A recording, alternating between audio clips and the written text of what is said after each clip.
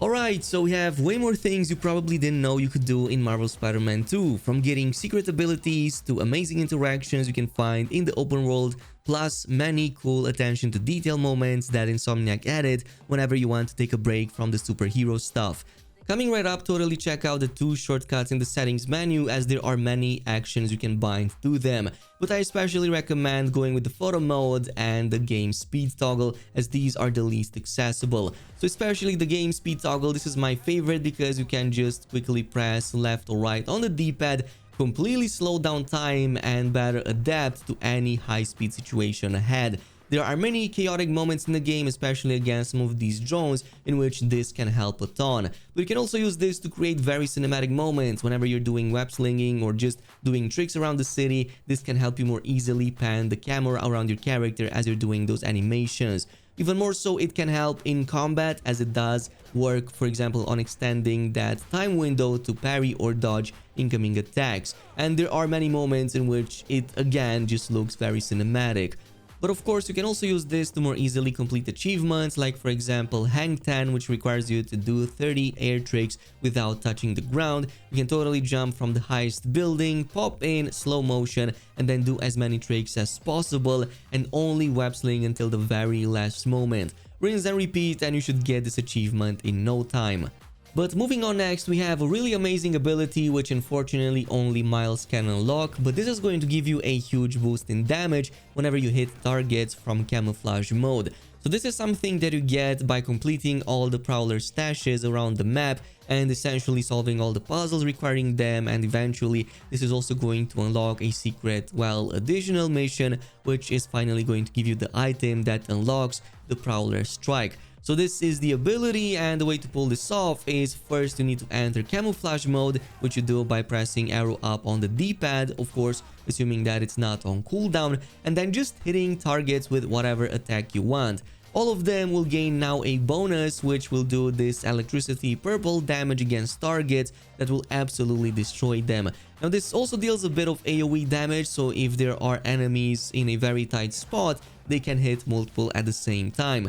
But normally it's very good to have, as it just takes down enemies much faster, plus it seems to break defenses a lot easier. So if you fight against enemies with shields or enemies that tend to parry or block a lot, this can just bypass that and it should definitely take them down much faster. Plus, it's really awesome to look at, and the cooldown on the camouflage is really low, so you can use this multiple types even against the same target. I only kind of wish that Peter also had his own ability like that. It just seems that for some reason some of the side content heavily favors Miles instead of him, but I'm gonna take it, it's really cool nonetheless. But moving on to number 3, a really cool attention to detail is that you can find another vigilante fighting crime in New York City, not just the other Spidey. So oftentimes after you first encounter Wraith and do a couple of missions with her, you're going to notice that now she is going to actively participate in stopping crime. There were many moments in which I stumbled upon, for example, high crime activities, and she was already there just taking down enemies. And she actually interacts with you, so for example, if you do takedowns, she will actually do combo team takedowns with you, just like how Miles and Peter do by default. Plus, she also has dialogues for the entire duration, which are going to depend if you go with Peter or with Miles, and she will have different things to say for each one of them. Plus, at the end, you can also have an extra interaction, kind of like how you can also do with the 2 Spideys, for example, trying to give her a high five. However, she tends to be a little bit more on the cold side, so she will definitely leave you hanging. At number 5, this is something that I noticed very late into my playthrough, but did you know that there are actually people inside buildings going about their daily lives? This is actually a step up from the previous 2 games, and now if you go at, for example, sides of buildings and look inside apartments or offices, you will see people inside generally doing stuff. Now, it's nothing too advanced, but they obviously move, and they also have a few animations in there, and it seems that there are at least a dozen or more different types of interiors with different types of NPCs that kind of do things in there. It's a big step up from the previous game, and obviously this is also going to be building dependent. So if you go into an apartment building, you're going to see usually people cooking dinner or watching TV or sleeping, even more so doing homework and whatnot. But if you go to office buildings, like for example, I visited Oscorp, obviously there are people inside while meeting rooms and doing their work, sitting at the desks. And yeah, I mean, the attention to detail is really great, and props to Insomniac for actually caring about these aspects, even though 9 people out of 10 will probably never notice them. This is why I wanted to talk about it. Now, moving on to number 5, to expand a bit more on the interactivity of the open world, there are actually NPC spots in the game that heavily interact with Spidey and have tons of dialogues and voice lines. But by far the best I've seen is this one right here in Little Odessa, very close to one of the photo mod locations. It's basically this one where you have to photograph these 2 gentlemen in these spider cat suits. So I stood there for like 15 to 20 minutes straight, and they have so many dialogues and so many things that they will say to Spidey if you just sit by.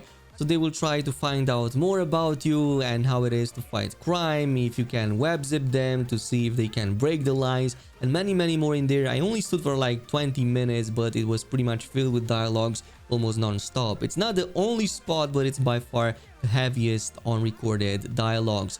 And there are more attention to details like these around the cities. For example, if you jump on cars, one of the things you will notice compared to the previous games is that, yeah, vehicles have suspensions, and it's actually very well made. So if you jump on the side of the vehicle, it will actually bounce on that side instead, or lean towards that side. It seems that every vehicle kind of has its own type of suspension with slight variances here and there. The only thing I kind of wish was possible was to maybe break them a little bit. Like, you can do these ground smashes and it doesn't seem to phase them. It only triggers the animations, but it doesn't break any windows. I guess it makes sense because Spidey doesn't hurt civilians. It would have still been nice nonetheless to have it.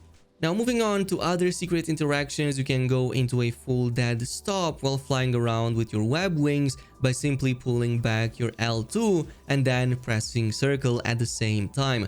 This is going to cause Spidey to completely stop in his tracks, basically kind of use his web wings to break mid-air, which is going to easily give you the opportunity to readjust or completely change your orientation. This can be very helpful if you want to take a very quick turn, or if you want to stop straight at the top of maybe a pack of enemies and then head straight down. You can also do an infamous style animation backflip from the same mode, so just pulling back that left trigger while you are in the glide mode will actually cause Spidey to do this kind of like backflip, like a spin around, which is also going to be very similar to infamous Second Son if you ever played it. Absolutely amazing game, and it was nice to see almost the same animation in here too.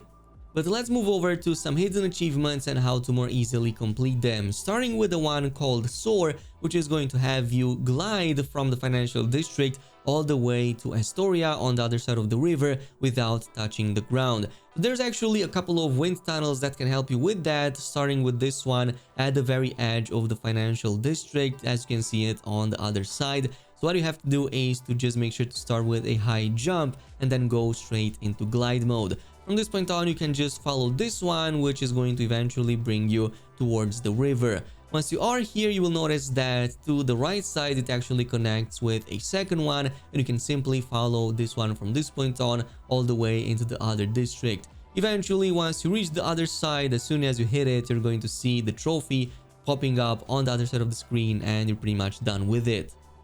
Another hidden trophy you can get is right here at the stadium in Coney Island. So all you have to do is to head over here on the main pitch and start from the primary base. And from this point on, just hit a home run going between all the 3 other bases and then making your way back to the first one. As soon as you pull that off, you're going to see the pop-up appearing, and you also hear, in this case, Miles having an extra dialogue. I'm not sure if Peter has one, but we can totally get it just the same. And speaking of Peter, he also has a secret interaction and an accompanying trophy you can get right here in Harlem at the cemetery. So what you have to do is to just find Aunt May's grave, which is going to be closer to the shoreline, interact with it, and then you're going to get the trophy called You Know What to Do. I think that even Miles has one, but you interact with it at some point in the main story anyway.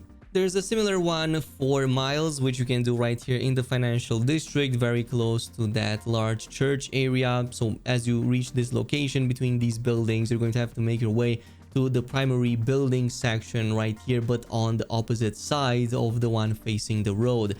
So just there in the back, you can go on to this kind of like upper platform, interact with the object over there. And this is also going to be a reference to Finn, plus the achievement will pop up called Just Let Go.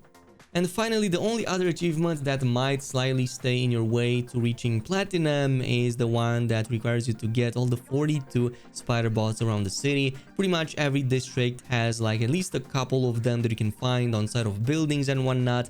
However, if you're feeling stuck and not finding the remaining one, it's usually because it's very much high up into the air, so you will need to gain quite a bit of air from nearby buildings and try to reach it that way. Or you can consult online guides, there are plenty of them that will also show you exactly where to find each one of them. But once you've completed that, you will gain one final extra step, which is a secret interaction, a bit more multiverse related, but I'm not gonna spoil anything. It's gonna be awesome, trust me.